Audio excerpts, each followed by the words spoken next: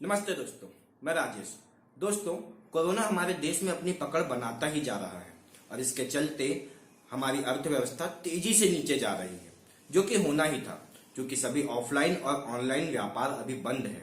सभी देश का इस विकट परिस्थिति में साथ देना चाहते हैं, चाहे वो अपने परिवार और अपने व्यापार को ही झोंक क्यों न दे।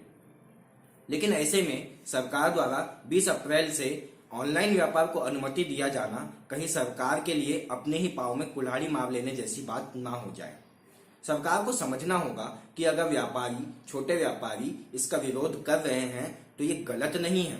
सरकार को ये समझना होगा कि देश का एक बहुत बड़ा तबका किसान, छोटे व्यापारी, बड़े व्यापारी, सिविल कंस्ट्रक्शन में लगे हुए मजदूर एवं अन्य कर्मचारी हैं जिनके पेट पर लात पड़ी है इस कोरोना के चलते उठाए गए लॉकडाउन के कारण। लेकिन सभी सब कुछ बर्दाश्त करने को तैयार है, पर ऐसे में सरकार के द्वारा किया जा रहा भेदभाव कहीं सरकार के लिए गलत साबित ना हो। समस्या तो तब उत्पन्न हो जाएगी जब पता नहीं कितनी ही संख्या में लोग सड़क पर उतर आएंगे। फिर सड़क पर लोगों को रोकना और साथ ही कोरोना को रोकना दोनों ही बहुत मुश्किल हो जाएगा।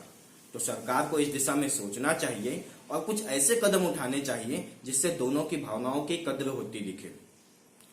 आप सरकारें इतनी बात तो समझ ही लीजिए कि पिछले 73 वर्षों की तरह कुछ भी अनैतिक मुद्दे उठाकर आप इस मुद्दे को नहीं दबा पाएंगे, क्योंकि बात अब पेट की है। धर्म, जात, संप्रदाय, ये दुनिया भर के मुद्दे तभी उत्पन्न होते हैं जब पेट में अन्न होता है।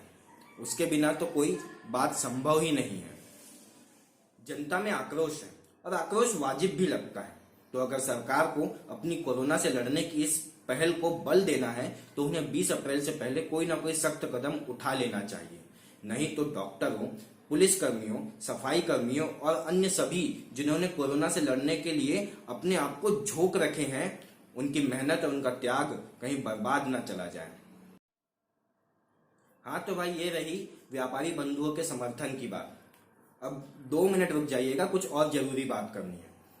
ये जो आप लोग डॉक्टरों को और पुलिस कर्मियों को हार, फूल, माला पहनाकर जो उनकी हौसला अफजाई कर रहे हैं, जो उनको इज्जत दे रहे हैं ना, उसे बंद कर दीजिए। क्या है कि वो पता नहीं कितनों के संपर्क में आ रहे हैं, कितनों से उनका मिलना जुलना हो रहा है। इसी के चलते कोरोना वालों के संपर्क में आने के कारण कई पुलिस वाले, कई जवान, कई डॉक्टर तक संक्रमित हो गए, कई नर्सें तक संक्रमित हो गई, कुछ को अपनी जान से हाथ भी गंवाना पड़ा। तो मेरा कहना है कि आप ऐसे उनकी हौसला अफजाई ना करें, नहीं तो संक्रमण उनसे आपको या आपसे उनको फैलने की भी बहुत ज्यादा संभावनाएं हैं। अगर आपको उनकी हौसला अफजाई करनी है, उनको इज्जत देनी है, तो आप कुछ और तरीके चुन सकते हैं। जैसे वो जहां किराए से रह रहे हैं तो उन्हें किराए के कमरे से ना निकालिए। इसके अलावा आप अपने ही घर में बने रहें, ये भी उनको इज्जत करने का ही एक तरीका है। इसके अलावा आपको अगर इज्जत देनी है तो आप अपनी बालकनी, अपने घर के सामने खड़े होकर ताली बजा के उनको इज्जत दे दीजिए। उसके लिए उनको छूना, उनको हार फूल माला पहनाना जरूरी नहीं है। इसके अलावा भी अगर आप अपनी दायरे में रहकर सुरक्षा का पालन करके किसी भूखे, किसी गरीब की भूख मिटा रहे हैं, उसकी अन्य जरूरतें पूरी कर रहे हैं, हाँ, बिना फोटो खिंचाए, तो यकीन मानिए आप सभी की इज्जत ही कर रहे हैं। इसके अलावा अगर आप किसी डॉक्टर, किसी पुलिसकर्मी की कुछ जरूरत पूरी करते हैं बिना उसके संपर्क में आए और बिना सुरक्षा को दांव पर रखे, तो यकीन मानिए आपसे ज्यादा उनकी इज्जत कोई नहीं कर रहा है। और फिर भी अगर आपको ये नेताओं वाले तरीके अपनाने ही है तो आप कोरोना के चले जाने के बाद आराम से फूल माला पहनाकर इनकी इज्जत और बढ़ाइएगा, हौसला अफजाई करिएगा। लेकिन अभी के लिए सतर्कता बहुत जरूरी है। आप अगर स्वयं अपने घर पे रहकर बाहर ना निकल रहे हैं तो यही काफी है उनकी इज्जत बढ़ाने के लिए।